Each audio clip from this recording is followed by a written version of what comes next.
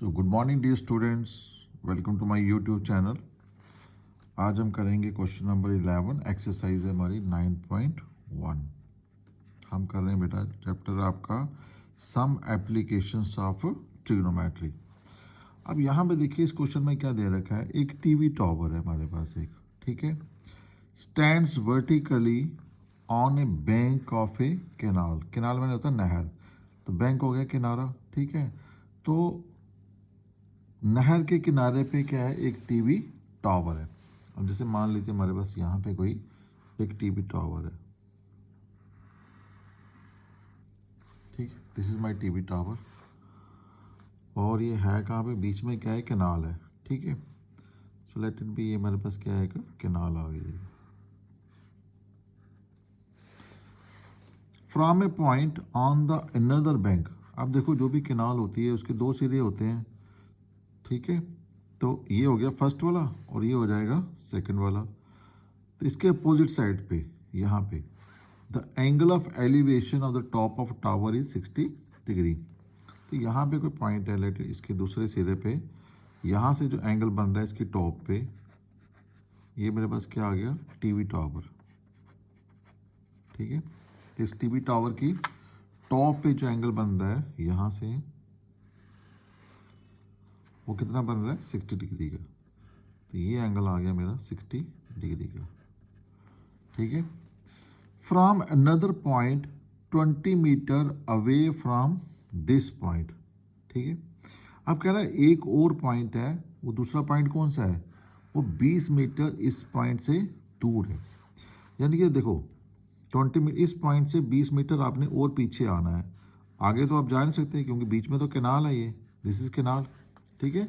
तो कहाँ जाओगे आप, पीछे जाओगे, away from this point.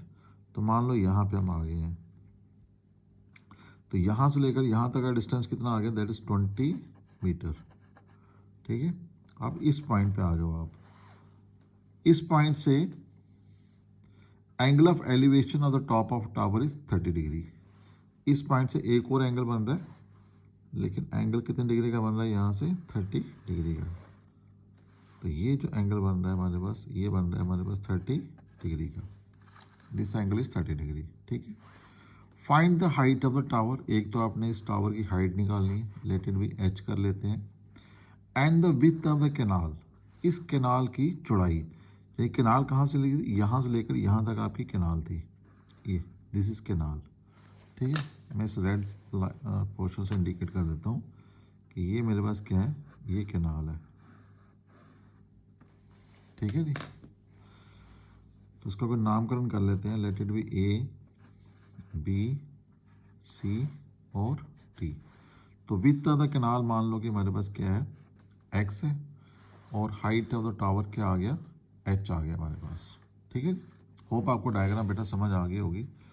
Now let कर लो, जो हाइट ऑफ टावर है, हाइट ऑफ टीवी टावर, यहाँ पे टीवी टावर कौन है, डीसी, वो मान लिया हमने एच, ठीक है। एंड विड्थ ऑफ कैनाल, वो कौन है, बीसी। तो लेट इट बी एक्स आ गया आपके पास। अब देखो यहाँ पे बेटा आपके पास दो राइट एंगल ट्राइंगल बन जाएंगी। एक बन जाएगा बी सी डी, ये छोटी वाली होगी, और दूसरी बन जाएगा ए सी डी, ये आ जाएगी बड़ी वाली। तो जब छोटी वाली लेंगे तो एंगल कितना रहेगा, 60 डिग्री, और जब बड़ी वाली लेंगे तो एंगल कौन सा रहेगा, 30 डिग्री, ठीक है। तो कोई भी ले लो पहले आप, इसमें कोई ऐसा रूल नहीं है कि पहले छोटी लेनी है या बड़ी लेनी है, आप कोई भी ले सकते हो यहाँ पे। सो लेट इट भी हम पहले छोटी वाली ले लेते हैं। So in right angle triangle B C D, B C D, तो बी सी डी में क्या आ जाएगा बेटा, ये जो आपका डी सी है, दिस डी सी अपान में ले लो बी सी। तो डी सी क्या आपके पास, परपेंडिकुलर, और ये आ गया आपके पास base. No perpendicular upon base is 10, तो एंगल कितने डिग्री का है, यहाँ पे 60 डिग्री का। तो डी सी को आपने क्या माना हुआ, एच, फॉर बी सी को क्या माना आपने x, which is equal to tan 30 and tan 30 is what √3 आपके पास आ जाता है, ठीक है। और यहाँ से अगर आप एच की वैल्यू लेना चाहो तो क्या आ जाती है, दिस इज √3 एक्स आ जाएगी, लेट इट बी फर्स्ट। अब आप बड़ी ले लो triangle that is ACD in right angle triangle ACD। अब ACD में क्या आ जाएगा, DC तो रहेगा ही, अपान में क्या आ जाएगा AC। तो सेम चीज़ ये भी यहाँ पे क्या बन गया, perpendicular upon base, and this is again tan, लेकिन एंगल कौन सा रहेगा 30 डिग्री। तो DC तो आपके पास H है, नो AC आपके पास आता है AB प्लस BC, ठीक है जी। ये देखो यहाँ से लेकर यहाँ तक AC है, लेकिन AC में दो पार्ट है, एक AB आएगा और एक क्या आ जाएगा BC। तो इस AC में आ जाएगा, एक आ जाएगा AB और एक आ जाएगा BC। तो tan 30 कितना हो गया 1/√3। No this implies that H जो AB है वो आपको पता है 20 है, और जो आपका BC है वो क्या है x है, and this is equal to 1/√3। तो दिस इम्प्लाइज दैट, यहाँ से देखिए h√3 आ जाएगा, क्रॉस मल्टीप्लाई करो तो 20 प्लस एक्स को 1 से करोगे तो वही आएगा 20 प्लस एक्स ही, 20 प्लस एक्स ही आ जाएगा, ठीक है। यहाँ से h कितना आ जाएगा मेरे पास, h आ जाएगा 20 प्लस एक्स अपान में क्या आ जाएगा √3, ठीक है।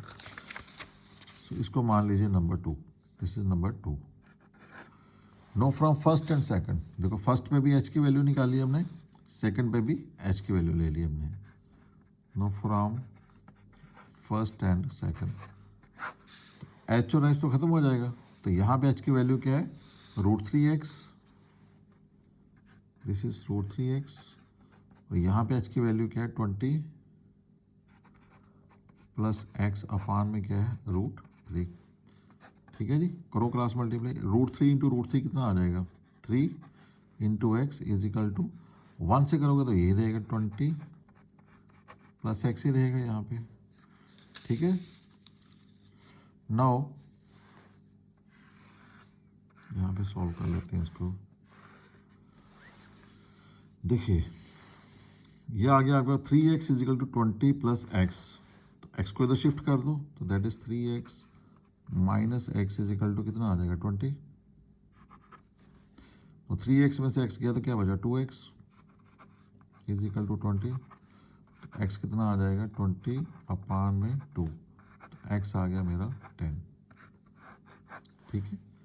x आ गया 10 आ गया, इसका मतलब जो विड्थ ऑफ द कैनाल था वो कितना आ गया 10 metre. So therefore width of canal is equal to 10 metre.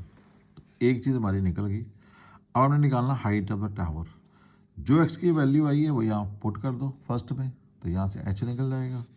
No put x is equal to 10 in first, तो फर्स्ट में पुट करो तो h कितना आ जाएगा, h आ जाएगा √3 इंटू 10, ठीक है। आपको पता है बेटा कि जो हमारे पास h √3 है, √3 की वैल्यू कितनी होती है 1.732, तो 1.732 इंटू क्या करोगे 10, तो ये कितना बन जाएगा 17.32 मीटर। इट मीन्स कि जो हाइट ऑफ टावर है वो कितनी आ जाएगी 17.32 मीटर। ये आपके पास क्या आ जाएगा हाइट ऑफ द टावर। तो यहाँ पे आप लिख सकते हो therefore height of tower is equal to 17.32 metre, ठीक है जी। So this is all about your question number 11। Hope आपको बेटा समझ आ गया होगा, ठीक है बेटा। ओके बेटा, गॉड ब्लेस यू।